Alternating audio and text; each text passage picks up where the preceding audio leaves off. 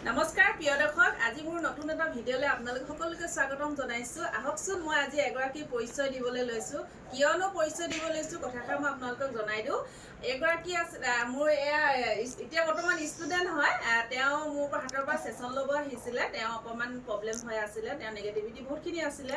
তেওঁ মোৰ হাতৰ পৰা ছেশ্যন লৈ তেওঁ বহুতখিনি উপকৃত হ'ল। তাৰ বাবে তেওঁ আকৌ চিন্তা কৰিলে যাতে মই ক্লাছটো লৈ লওঁ, যাতে মই ঘৰৰ পৰিয়ালটো অকণমান ভাল কৰিব পাৰিম। আহকচোন তেওঁৰ মুখেদি শুনো। এয়া চিনাকি দিওঁ, এয়া তোমাক পৰিচয়টো দিয়া। নমস্কাৰ, মোৰ নাম মঞ্জিতা সোণোৱাল। মই পেঙেৰী হয়।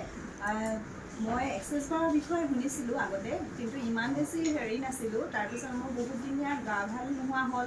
আজি প্ৰায় 1.5 মাহ দিন মই অসুস্থতাত ভুগিলোঁ। তেনে ক্ষেত্ৰত ভণ্টিয়ে মোক ক'লে এক্সেছ বাৰৰ কথা, আৰু সেই অনুসৰি এক্সেছ বাৰৰ ভিডিঅ' চাওঁতে মই জোনমণি বাক লগ পালোঁ, আমাৰ মাৰ্ঘেৰিটা। তো জোনমণি বাৰ ভিডিঅ'ত মই ইণ্টাৰেষ্ট হ'লোঁ, আৰু জোনমণি বাক লগালগ মই কল কৰিলোঁ যে ময়ো এক্সেছ বাৰ ছেশ্যনটো ল'ব বিচাৰোঁ। আৰু তেনে ক্ষেত্ৰত জোনমণি বাই ক'লে আহা বুলি ক'লে, আৰু আহি মেলি ছেশ্যনটো লোৱাৰ পিছত মোৰ যিখিনি অনুভৱ হ'ল ন, মই ক'ব কেনেকৈ ক'ম মোৰ যিমান নেগেটিভিটি আছিলে নোহোৱা হ'ল। মই বহুত দিনৰ এনজাইটিত ভুগি আছিলোঁ, সেইখিনিও নোহোৱা হ'ল। লগতে বহুত দীঘলীয়া মোৰ গেছৰ প্ৰব্লেম আছিলে, সেইবিলাকো নোহোৱা হ'ল।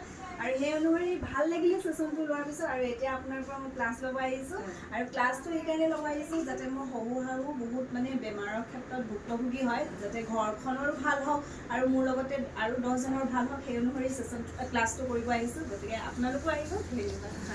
তোমাকো ধন্যবাদ জনাইছোঁ, তুমি মোৰ লগত ক্লাছ ল'বলৈ আহিছা। মই চেষ্টা কৰিম খুব ধুনীয়াকৈ তোমাক ক্লাছটো দিবৰ কাৰণে। আৰু ইয়াকে কৈছোঁ, যদি কোনোবাই আকৌ মোৰ হাতৰ পৰা ক্লাছ বা ছেশ্যন ল'ব বিচাৰে আপোনালোকে ল'ব পাৰিব। স্ক্ৰীণত নাম্বাৰ দিয়া আছে, ইয়াতে থৈছোঁ। আৰু শেষলৈ আপোনালোকে ভিডিঅ' পাই থাকিব, কেনেকৈ ক্লাছ দিছোঁ, কেনেকৈ তেওঁলোক বুজাব চেষ্টা কৰিছোঁ, সেইখিনি ভিডিঅ' আপোনালোকৰ ওচৰত দাঙি ধৰিম। ধন্যবাদ।